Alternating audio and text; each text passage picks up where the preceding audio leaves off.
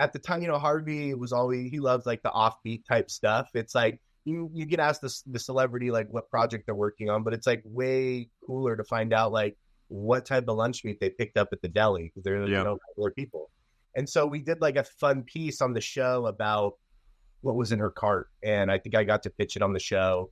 And it worked out well. Welcome to the Hollywood Raw YouTube page, guys. We're happy to have you here. Make sure you like, subscribe, leave us comments, do all the stuff. What are you waiting for? Let's go. I got a drug addiction to feed.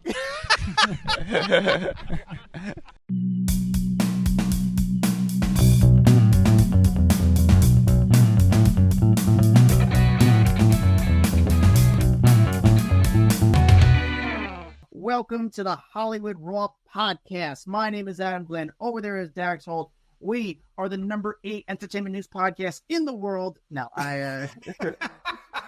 it's so funny right now, Dax, like with the Olympics. Like, am I a dick for like, hey man, we're celebrating the bronze medals too much? No, because a bronze medal is still an Olympic medal. What are you talking about, They're psycho? Third place. They're third It place. doesn't matter. But Dax, if you're competing and there's 40 people in it, third place is still amazing. Dax, the Knicks came in third place in the NBA Finals last year. I'm not walking around to celebrate. Why is it different? Different. Because when you have a championship like that, it's all based on just winning. You get the one trophy. At the Olympics, first, second, third, you get a medal. People are excited to get an Olympic medal. Don't take this away from them, you asshole. What I did was such an asshole comment. I was just trying to get you fired up. People don't come after me on our private Facebook off the record. I get it. It's fun. It's not even just a personal, it's like a unite. Like, hey, we all get to root as a country, especially during these times. We could all kind of come together. Nice to have something that brings the country together right now, because God, it always feels like just a shit show mess for the last little bit. Yeah. So what is going on with you, Dax? You were in Orlando recently. How was Orlando? Orlando was great. Had a nice time. God, it is so hot there. Like, it's hot now. From California, we have very like dry heat, and I'm used to dry heat. So 90 here is hot, but when we were in Orlando, it was 90 and like humid. And I think I just sweat for literally like 5 days straight. We did one of those Disney Typhoon Lagoon like water parks, which was awesome. We were there to just hang out with friends, so we didn't really like leave the house that much. It was mostly like pool time, hangout time. But I swear I'd walk out of the house and instantly just be drenched in water. It was so gross. Yeah, it's a tough time to be there. However, I will take that weather over the winter any day, because I am just, it's one of those things you have to shower twice a day there in Florida. But the winters here are just getting tougher and tougher for me. Like yesterday, I was like, I just went and sat outside and just like wanted to just feel the sun on my body. I feel like vitamin D deficiency. Could you see yourself moving to Miami? Because I feel like there's enough of a scene down there that you might actually be able to do a lot of the things that you do now, just in a better location, like warmer tropical location. It doesn't have the volume, enough volume for me to kind of survive down there. When I mean volume, it doesn't have. Yes, there's a lot of things going on in Miami, but there's not enough going on down there. It's a little harder to do it. What about Vegas? I feel like Vegas is so untapped. Could you move to Vegas? Vegas is, again, a hard place to work. When people go there, like say celebrities, they're sort of in and out. They're sort of secluded. They're usually given like a huge suite, and they're sort of like, I don't need to leave my suite. Why would I leave? Because I feel like all the clubs, the casinos, they want the press. So I feel like clubs and casinos would open up that velvet rope to be like, let's let a guy in here to capture video of this, so we could say so-and-so was partying at Hakkasan, or so-and-so was partying at whatever the big club is, Eventually, one day. We got a great guest today on today's podcast, Dax. Our friend Gary Trock is on the podcast. We worked with him at TMZ. He went to the Blast. A veteran news reporter. He's just been part of some of the biggest stories in the world for over a decade, and just a good guy, a personal friend. He was the senior news producer at TMZ for many, many years, then became the managing editor of The Blast. So he's had some huge jobs. He's been a part of massive stories. He knows all the details with like some really big stuff. And we finally got him on, which is awesome. I'm excited to have him here. We finally got on. Before we get to him, we reviews. Dax, do you have a review ready for us? I do. All right. This one is from Christy Gal, 5 stars. It says, awesome podcast. Love this podcast. Fun content. Great interviews. Get these guys a sponsor already. Amen, Christy. Thank you. I don't even know if we have a sponsor right now. I hope we do. I don't know either. And if we do, shout out to our sponsor. So for a little behind the scenes info for you guys, we will record like a bunch of sponsor stuff. We just don't always know when it gets played. So that is why I'm not sure. Yes, it's very weird. Trust me, we don't know. We just kind of do our thing. But shout out to Chrissy for the review. The reviews are much appreciated. Dax, tell us about our guest today, because I already called about him 2 minutes ago. Well, like I said 2 minutes ago, Gary Trock, our good buddy, former senior news producer at TMZ, managing editor of The Blast. He's branched off to do a bunch of other things in entertainment, but I will let him tell us about that. Gary, what is up, buddy? I am so excited to have you on. Well, I know both Adam and I are both excited to have you on. We have known you for a very, very long time. You are someone that has been in our bucket list of getting on this podcast. And the funny thing is, this whole time, I thought we had asked you. You had thought we just weren't coming to you. So it was kind of in this weird, neither one of us knew that this was going to happen. No, I mean, I wanted to thank you guys. I know, like, sometimes people get picked to be on, like, the show right away. You guys, like, warmed this up for, like, 4 or 5 years before you reached out to me. So, we wanted an audience. Like, getting the rhythm in, and then you're like, now we'll introduce you to it. That was very nice of you guys. We wanted to build our audience so that it was fitting to have Gary Trock on the podcast. And now we're finally here, and that we could have you on. But for people that don't know the name Gary Trock, Gary, Adam and I go way back to our TMZ days. I was picking my brain trying to remember how the hell you got the job at TMZ. How did you land there? It was actually interesting. It was all just worked out. So it all goes back to my life always revolves around golf. It's kind of like where all the magic happens. But I was working at a country club out in Valencia, California. And one of the members was a producer over at Extra. And so I was in school, doing the whole Caddyshack thing, cleaning clubs, screwing around. And basically asked this guy for an internship. Scott Eldridge, super nice dude, hooked me up with an internship at Extra. And at the time at the Victory Studios, that's where Harvey and Evan were developing TMZ upstairs. And so it was like in its infancy. It wasn't even called TMZ at the time. And then Evan, if you remember Evan Rosenblum, one of the EPs at TMZ, he came to speak at my class at Cal State Northridge. I was taking a media class because he had the same professor that I did. And he also knew Scott Eldridge, the guy that got me the internship. And so it was just like a weird thing. We started talking. They were all cool. And then literally right when I graduated, I got a job as a PA. My job was at TMZ was getting Harvey's protein shakes in the morning. Really? That was a big job. So actually, what was in that protein shake? It was at the time. I mean, we all, everything always changes, and I think this was. I don't know if he actually put it in the cup when he was drinking it, or if it was like. But at the time, it was peanut butter, banana, like one of those things. It was from that. What was the gym that was near? Not an Equinox or a Gold's Gym? No, it wasn't that. It was a Lifetime. yeah. But there was a gym there, and so I would go get the protein shake there. Yeah, it was like a chocolate peanut butter blast. It was delicious because I would, I didn't have a lot of money at the time, so I would get his protein shake, and then they would make me like a little cup with the extra. So like, I was like, yeah.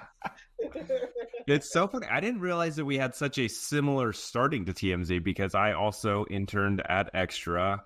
Evan was also the same person that he introduced me to Harvey, the whole thing. So really funny that I could not tell you when you were there.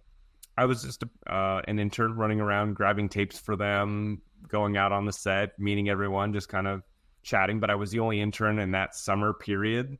So it was awesome. I don't even know if it was summer, maybe like a fall. I can't remember. But I was the only intern. So everyone knew me. Everyone used me. And then I know a different semester, it's like they had 20. at the same time, and no one got to like really get to know the producer. So it was good timing for me. Oh, that's cool. Yeah, I worked in the video vault a lot, and then if you remember the stage manager Reggie, Yeah. he was a big dude. He was, I think he passed away a few years ago, but he was like the coolest guy. He let me come out on stage and help me stage manage. And another weird TMZ connection at the time, Charles' ex-wife, now Barb, was the director of Extra, and so she let me help call the show with her. And I just remember I was sweating. I sweat a lot, I get nervous. It's a thing. And I was sweating so much. I remember like Mark and I think it was like Tanika at the time or something like that. They were like laughing, giving me like paper towels because I was just like dumping buckets of sweat while they were trying to film the show. Oh, that's so funny. I love it. So, Garrett, you go to TMZ. How did you kind of move up the ropes at TMZ? How did you kind of start as a rookie there, but also because you moved up? Would you say you moved up pretty quickly? Because you were, and I say quickly because I always knew that you were really good at your job. But how did you kind of move up? Yeah, it was interesting. It was like within the first year, I started to kind of find my place there. So when I was a PA, my other big task from getting Harvey's protein shakes was stocking the snacks in the break room. And I'm a big snack guy and breakfast and all that stuff. And so I think I got like better snacks than anybody had seen in the office up to that point. And so like people started to recognize that like I got the good cookies, the good cereal, like all that stuff. I started to see people, like we were in Hollywood at the time the office was. And so I would see a lot of celebrities out just when I was out and about. And I went to and I bought like a little camcorder at the time, like I don't think the iPhones or whatever, like they didn't do video like they do now. So I got one of those like tiny little camcorders. I just brought it with me in case something fun happened. And so there were 2 videos that I shot. The first one, I was in a Ralph's doing a run, and I ran into Estelle Harris. Remember George Costanza's mom from Seinfeld? Yeah. And I was so like, dude, you're obviously, Adam, very skilled with the camera and talking to people. I had no clue what I was doing or like what the rules were or anything like that. So I went up to her, I introduced myself, let her know that I was at TMZ, and I asked if I could film her. I was like, would you mind if I like opened the camera up and like asked you some questions? She was like, oh, absolutely. And so I talked to her, and then I got what was in her cart, her shopping cart. And like at the time, Harvey was he loved like the offbeat type stuff. It's like you get asked the celebrity like what project they're working on, but it's like way cooler to find out like what type of lunch meat they picked up at the deli because they're regular people. And so we did like a fun piece on the show about what was in her cart, and I think I got to pitch it on the show, and it worked out well. And then I shot another video that different times. I don't know how PC it would be now, but I don't know if you remember this, Dax. There was like a person that used to ride around West Hollywood. A big gentleman that would wear women's clothing, and he'd ride his bike around. Yes, I totally remember him. I got where I was like in my car driving. Probably shouldn't have shot this, but I filmed this gentleman on his bike, and because I thought it was just surprising at the time to the visual, and it was a funny video, and we played it on the show, and Harvey just like loved it, and then like that was kind of like my one of my moments. And then to get up on the news desk, this is an interesting story too. One of my buddies got a DUI, like a good group of friends had. He got a DUI, and he was actually in jail with the guy from The Sandlot. Yeah. Oh wow. Yeah, that like was also in jail for assault, I believe, that night. And so when my buddy got out of jail, the first thing he did was call me, and he's like, "Hey, I got a DUI. Wasn't great. I'll deal with it." But I was with this guy from The Sandlot, and he told me this crazy story. I was like, whoa. And so I went in and I told Harvey, and he was like, wait a second, what happened? And he's like, all right. He gets on his computer, put on his glasses, he started like writing and saying, and we posted a story. It did really, really well. And then after that, they kind of called me in. They're like, you're not going to do snack runs anymore.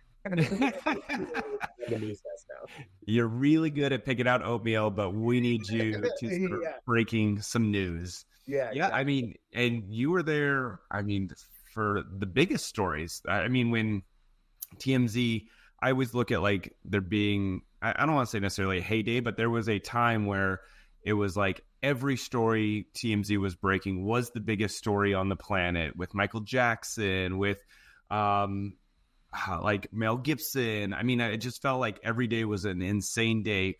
When you look back, which story do you feel like you had the biggest hand in breaking that was really that global, international story? Ooh, yeah, the Michael Jackson one was probably the biggest. I mean, that was a great team. I mean, that was like a huge team effort, like from everybody. But it was, I'd never been in a whirlwind like that where there were so many different things going on. Like, it was such a monumental thing when Michael died.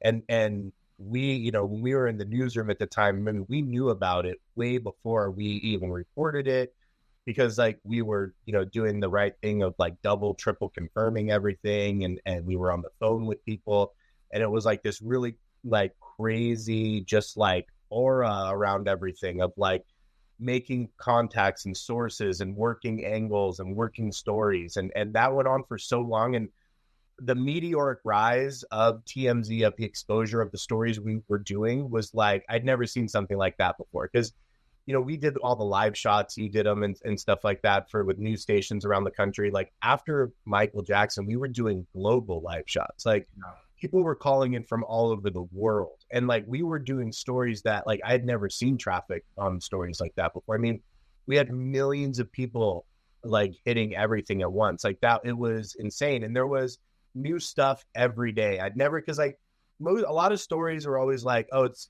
a 24-hour news cycle, 48-hour news cycle.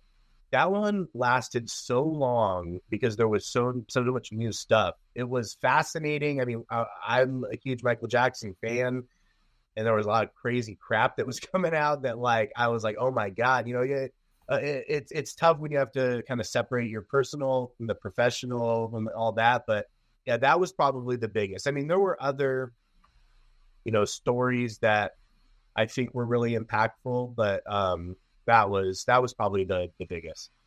When you just mentioned doing live shots, one little tidbit is I hated doing the BBC live shots. I hated doing them because I feel so dumb talking to people with a British accent. They just sound so smart with everything they say, and then I sound like just some dumb American. Like every time I do it, I'm like, God, I feel so dumb doing these. But I always felt a little weird doing them too. Like you said, also it was like right in the middle of like doing 800 other things. Then you'd have to like run over, throw in your earpiece, and on like there'd be like a studio just waiting for you. And like here, like trying to gather your thoughts and everything.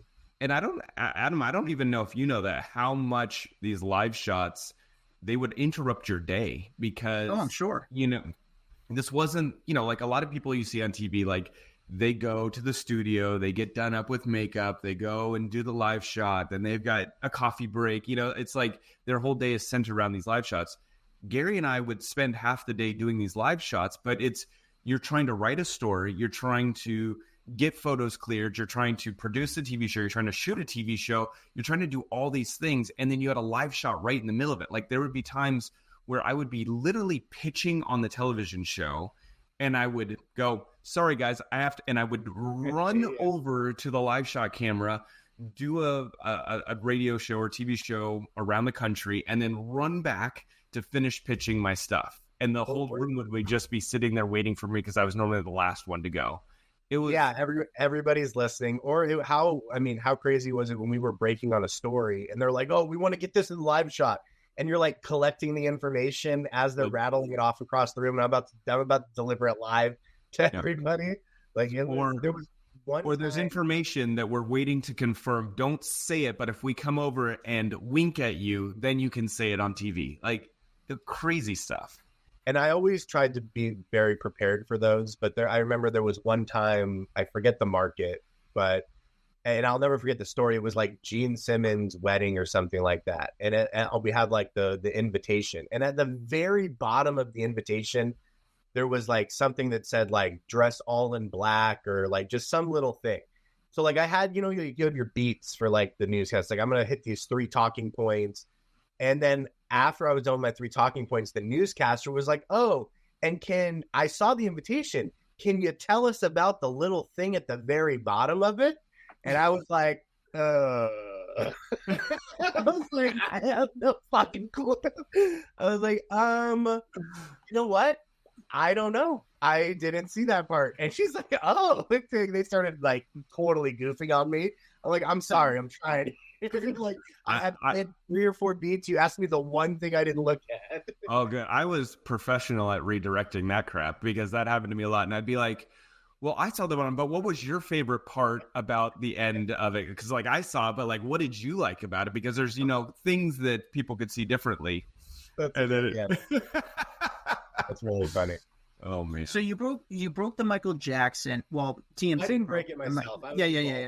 Yeah. TMZ broke the Michael Jackson, and then was there one story? What was the story you worked the hardest to break, and just kind of really changed your narrative and your kind of people's feelings about you that kind of secured your position there? That said, Gary deserves the trajectory. Your trajectory. Gary's trajectory. Well, it was. I mean, one of them had to do with the Michael Jackson thing. Because everyone in the days after Michael Jackson died, everyone was wondering where he was going to be buried or interred, like where his final resting place was going to be. And we thought it was going to be obviously one of the big ones around Los Angeles, one of the Forest Lawns or Hollywood Forever or something. And so my task for like a month was getting up at like 4 a.m. and going to all the cemeteries around Los Angeles and just talking to people. And it was interesting to say the least, but maybe one of the more impactful ones, I worked a lot of the reality show beats a lot, just because, everybody kind of found like their niche at in our news desk. It was, you didn't want we had to make a lot of content, and you didn't want to step on too many people's toes, and so you kind of found like we had to deliver new stuff every day. And like I was like a reality TV junkie, and I loved TLC at the time, and so like it was easy. Nobody did a lot of like there were always the people stories and the really fluffy stories about like John and Kate +8 living the dream, 8 children, but like nobody did like the actual stories of like the chaos that was going on in there. And so I got really close with that TLC crew and a lot of those stories, and John and Kate +8, Sister Wives, Honey Boo Boo. And one of the stories that I worked on was when Mama June started dating somebody that was featured on the show that was actually a convicted sex offender. And I forgot about that. Yeah. Yeah, not only a convicted sex offender, but he went to prison for actions against Mama June's eldest daughter at the time, who passed away a couple of years ago from cancer now. But and everybody was kind of trying to hide this under the rug, and it was like known that Mama June had this new boyfriend because she broke up with. People remember Sugar Bear at the time, like they had broken up, and they were starting to tout this new relationship on the show, and somebody gave me a heads up that like, hey, this guy's a bad dude. And just like, I like this story, because not the circumstances around it, but just it was a lot of hard work. Like I was able to locate the court and get the court filings that were public, and just nobody had thought to pull them, and listed everything, and was able to call it back with everyone and run everything back and get everything confirmed.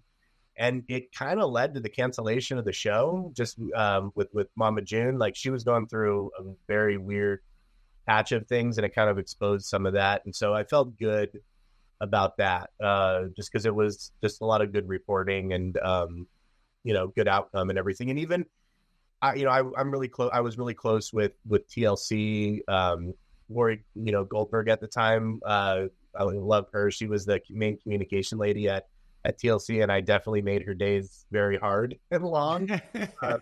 But it was like a good job on a story because like nobody was pissed off about it. Like they were like, hey, you did the reporting. It was a good story.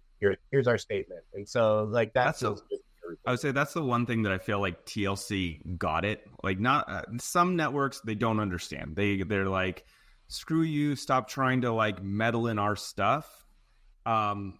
E understands it. And I think TLC understands it because what it does is drive a lot of viewers also to their shows. Because controversy sells, and when you start talking about it and it's getting more attention than any other television show out there, people will tune in to watch. And TLC, I feel like, leaned into it, understood it, and would like accept it and go, okay, yep, here's our response, here's our comments. E does the same thing, but then there's a lot of other networks that are like, don't talk about us. We don't want any publicity. We don't want our stars being held out to dry when at the end of the day, if they're doing dumb shit, they got to be, there's going to be news and press covering them. And this was before, this was not before, but right around the time social media started to get big with Twitter and, everything. It was hard to hide what was going on a lot now. But before, networks were like, the only time you saw John and Kate +8 was like, Sundays at, 6 p.m.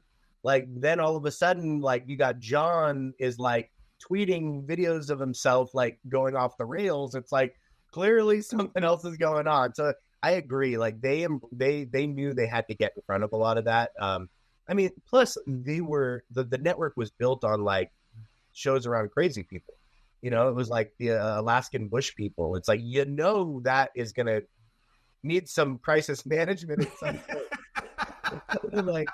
And like my other, with Alaska, my other big one that I used to follow was Sarah Palin, and I did a lot of stories on her that were fun. We used to run the Alaska courts. Maybe one of my stories I'm proud of. I just remembered this one. You remember Brittany Murphy? After she passed away, her mom Sharon, who was a real gem, she started a charity in Brittany's honor to like raise money and for something. And it turns out the charity was just a sham, and she was just like, bilking the public for money. And I was able to like find that she'd never filed the official documents and like get like all the right stuff, and she had to shut it down and give all the money back. So that's good reporting though, because someone that's taking advantage of the situation and being like, cool, I'll take money when it's not going to the place that you believe it was going to. I think that's a great reporting. Yeah, actually, obviously doing your job as a reporter, you have to call these people and you have to have some tough conversations. Sometimes they're happy to talk to you. A lot of times they're not happy to talk to you because you're asking about some stuff that's going to come out and they're going to be really pissed off. Who was like the biggest name you got on the phone with that was actually like really cool and like worked with you on the story because they understood it? Like, hey, it is a news story. Then who's that person you got on the phone where it just went nuts and you said, F you, Gary, screw you, put this out, I'm going to go after you. I'm going to be pissed off. It's like, good question. It's happened a lot. One of the meanest people to me on the phone, when you'll understand this one, Adam, and it was just an odd mean. Anthony Jeselnik was like, wow, so mean. Like, I think something had happened with. Wait, who is that? Because the name comedian. Yeah, comedian. He's really funny, very smart, very funny comedian, very sarcastic, but I had something happen on Last Comic Standing, and I had to call him for something, and he literally was like, not even like, I can't talk to you, man. It was like, you are like the lowest piece of fucking scum on the earth. Why would I ever like even waste my breath talking to you? I was just like, ow. I was like, that one really hurt. Yeah, that was rough. There were lots of nice people, really lots of nice people. Maybe, the nicest person, and we weren't doing a bad story or anything like that, but the nicest person was probably like Snoop Dogg. If you remember, like I remember there was something with Snoop Dogg, and I think we did a good story on him, and he invited me and Mike Walters, who was the news director at the time, over to like his place in Inglewood, his like Snoop, like his like fun factory or whatever. And Mike and I like showed up there, and it was like he was the nicest guy. Like we sat on a couch with Snoop and like smoked blunts and watched YouTube videos for like 3 hours. It was so much fun. He was like, he was awesome. The coolest guy. Yeah. But to your point, yeah, I think there's definitely a way you have to approach call when you're talking to people, and especially when you have bad information. You know, a lot of times I think people understood, at least they started to understand, like the story's gonna come out. You know, it's like, how do you want to like control the message, get not manipulated, but just like have your say, or maybe, you know, maybe there's an explanation, and like give me the explanation and I can help tailor the message rather than like, you know, some other person finding it and not giving you a courtesy call. Like there's a lot of times reps, especially, we're always so grateful when they're like, thank you for the courtesy call. Like if somebody got arrested, I'm like, hey, your client got arrested last night. Like there's nothing I can do. I got to do the story, but I will do your follow-up story right away. Like as soon as they bail out and like give a statement, we'll send a camera, we'll send Adam to the cop station to get him to talk right after, and we'll put that up. Like we will be fair and honest, but like we're doing it. And there's nothing you can do to stop it. Yeah. What is the one thing that you missed the most about working at TMZ? The rush and the access. I mean, it was fun. It's fun. It was fun. Like, I don't know how things are. I know everything changes. I would, TMZ obviously still doing great. I think they've changed directions a little on some of the stuff they're focusing on. So I get the feeling it's not the same rush that it was when we were there. Of like, I mean, we were breaking on so many stories and like running around, and Harvey was up like screaming, waving his arms, and Mike, you know, I mean, it was, and everybody was involved. Like that was the cool thing. Like we were in an open newsroom, and you know, this is before COVID too. And I think, you know, the office, yeah, we're all talking as we're talking on our video cameras here of our own rooms, which I love, by the way, because I work from home now, you know, mostly.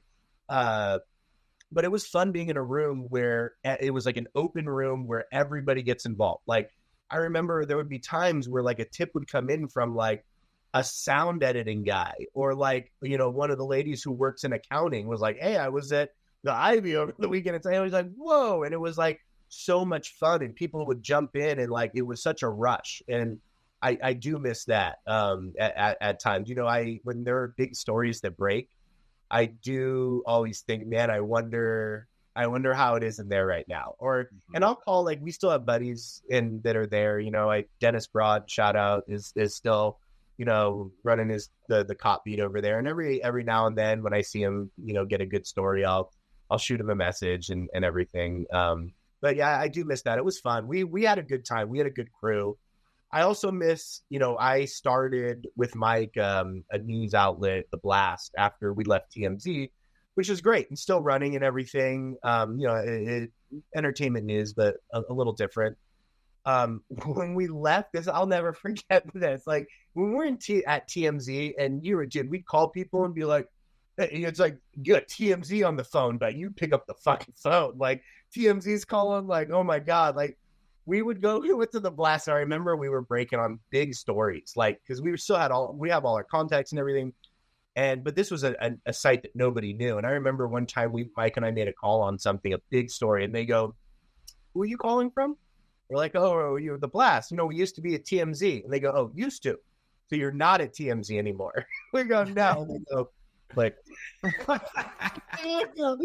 damn. I go, that is how it be. It was a good reality check. I mean, the power that TMZ commands is awesome. And so it was fun wielding that power. And I'm grateful for everything I learned there. You know, I always tell people I always learned everything that helped set me up for success. And I also learned a lot of stuff not to do to help me succeed. Did you have any, I don't want to say contacts, but even like friends or people that you had met while working for TMZ that suddenly disappeared once you didn't work there? And you're like, wow, I thought we were friends, but now I realized it was only about my job. Not so much. Interestingly enough, not so much Hollywood wise. everyone celebrity Hollywood contact wise was like, hey, congratulations, love that you're starting something new, would love to work together, excited for you. All my friends at TMZ, and like, not you guys are obviously great and everything, but there were a lot of people at TMZ who I lost contact with, and that hurt a little every now and then, but I obviously I chalked that more up to the we started, I guess, a kind of a competing business right away, and there's those emotions and everything, so that was harder for me, like not being, I'm a big team player. I love my friends and everything like that. So like not being part of the team anymore hurt more than like, just all the celebrities, they still want all the fucking press you can give them. They're like, hey, yeah, TMZ stuff. They're great. You're starting a new thing. Like, let me know when I can get on. But it's like, I wanted the real people were the ones that hurt a little more. Well, when you and Mike started up The Blast, obviously it did seem very competitive towards TMZ. Obviously, it's kind of changed direction since then. How do you go up against such a big entity that's so well established? Because, I mean, it was a juggernaut in the industry. Like, how wasn't that like kind of a big mountain to climb? Yeah, dude, you got to taking big shots. David and Goliath. I mean, we put in, we put in a lot of work, lots of hours. It wasn't even about taking down TMZ or anything like that. Cause Mike and I were very clear when we started, like goals, like you're not going to take down TMZ. They're like the biggest thing in the world. And like, we helped build it, by the way. Like, I don't want to take it down. I had hoped that like The Blast would like be a complimentary type thing. Like we just are going to do what we do really well. And if like TMZ is breaking on a story and it's a national story, we're going to get involved in it. But like, there were many times that like people had called like The Blast. I'd be like, hey, I got this photo that I shopped to TMZ and they don't want it. So now I'm shopping it to you. And I'd be like, I'm not really not interested in like a bidding war with TMZ. Like, let them do what they're going to do. And to be honest, like when I would break stories, like they'd pick them up right away. And if they don't credit me, which they never did, that's fine. Because I just need the traffic on the stories at the time. And we were getting wins, so it was what it was. I think there were, The Blast could have grown a little more. We had some opportunities that, because of just prior relationships, unfortunately didn't work out. But I was hoping there was, and I still believe there's enough room on the internet for a lot of different outlets, and it's like, you just gotta, we wanted to grow. And it wasn't like, it wasn't like we were like, screw TMZ or, this or anything. We were just like, it was time for us to grow. We wanted our own thing. We wanted to take what we learned at TMZ and apply it to a new company and see how we did. We had like pretty much like our group, our news team, were all people that had worked for TMZ at one point or another that like, we're just all good people. Like we all just want to have a good time. We want to work together. We know we work well together. And that was really what it was about. When we beat TMZ on a story, great. It was a cool high five, but it was more about like, let's focus on what we're doing and doing really well. Let me ask you this. What do you see from when you started doing entertainment news back in 2009, now we're in the year 2024, how is it different from when you started then to it is now? Completely different. I'm so glad I'm not in it anymore. Dude, the social media has just, I don't want to say ruined everything, but it provides so much access to celebrities that like, it was a treat when Dax got a photo of like Kim Kardashian coming out of a restaurant or leaving Hyde or, whatever. Like now we see videos of Kim Kardashian 9,000 times a day. Like you're overloaded with it.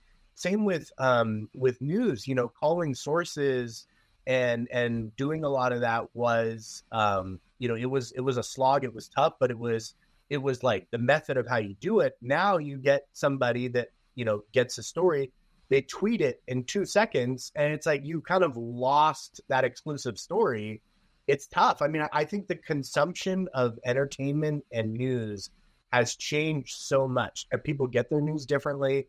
Young people get their news differently. The engagement is different, and just the access to celebrities is like, you know, if a celebrity has a big problem, more so than not, they'll just go on Instagram Live and they'll talk about it. You know, be like, hey, here's what's going on, blah, blah, blah. Before it was like, we got to find where they are and let's send a camera. Let's work with their publicist to get a little interview or something. So I think it's changed. You got to be very creative to stand out or have like a super good story. Yeah, I think it's changed so much. I mean, we saw the other day, Entertainment Tonight let go of all of their online staff. Like, I wouldn't have thought in 100 years that would be the case, that they're just like, this is no longer where we are headed. We're going to focus more on videos and get rid of the writers. Like, what? That's such a powerful outlet to be letting go of your staff. It's wild. What's unfortunate is, like, instead of letting them go, like, it'd be great if they could figure out a way to like convert into whatever the new, you know, process is and keep everyone. But yeah, it's tough for writing news, especially. It's very tough nowadays. I mean, monetizing news sites is hard. The ads are hard. They're not as much. And if you see, you know, you look at TMZ and other sites, People and Daily Mail, big global sites, like they're doing a lot of stuff to try and monetize. They're selling products and doing partnerships, and there's a lot of different things they're trying to do, because just what we used to do and the money that used to be made just from the website, like, that doesn't happen anymore. Yeah. It's definitely a weird time, and I think we're all, including the outlets, are all trying to figure out what's the next step. No one knows the answer because it's moving so quick that no one knows who to cover, how to cover, and where the money is now these days. It's just a very weird time. My kids watch YouTube and like they play Roblox. Then they know streamers. Like if Mr. Beast said it, like they're into it. But like, you don't know it was reported on like the 5 o'clock news or even TMZ for that matter. It's just everything's different, you know. Like it's weird when you're in these meetings now and people are talking about celebrities and influencers, and I'm like, I have no clue who that is. I'm like, oh God, I'm old now, I think. It is weird how Mr. Beast is probably the most influential person on the planet, and yet he still doesn't get covered like a major celebrity does, even though he's bigger than most celebrities out there. Isn't that weird? Like, how is that crossover still not happen? Because it just takes a while. Because remember Kim Kardashian? God, it feels so weird to say, but I guess Kim Kardashian is A-list star now, right? Like, I don't even think it's a question. When we started covering her when she was Paris's friend, it was like she wouldn't get normal coverage. She was just like, what are you talking about? She's Robert Kardashian's daughter. Like, she has a Twitter. Like, who cares? Like, you know, who gives a shit? And it's like, everything has changed. Like, remember, like, we used to get yelled at because I'd be like, dude, we got to do stories on this girl named Addison Rae. She's the biggest thing. It's like, who the hell is Addison Rae? We're not covering her. And it's just like, all right, well. It was a fight to get my first Justin Bieber stuff on the show. Like, I remember, and it was the only reason I had any inclination who the hell Justin Bieber was because my wife's younger sister is like 7 years younger. So she was in that demo of loving Justin Bieber, and she would talk about him all the time. So finally, when I saw some like crazy footage of him performing at City Walk or something, I pitched it out. Everyone's like, who the fuck are you talking about? Like, why would we want to cover this little kid? I'm like, no, you don't understand.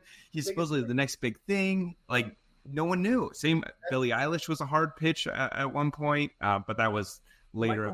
For me, Michael Rubin, I was begging people to take Michael Rubin. And then Michael Rubin finally now is one of the biggest people in Hollywood. And they, you know, now you say Hollywood, but sports, everyone's obsessed with Michael Rubin.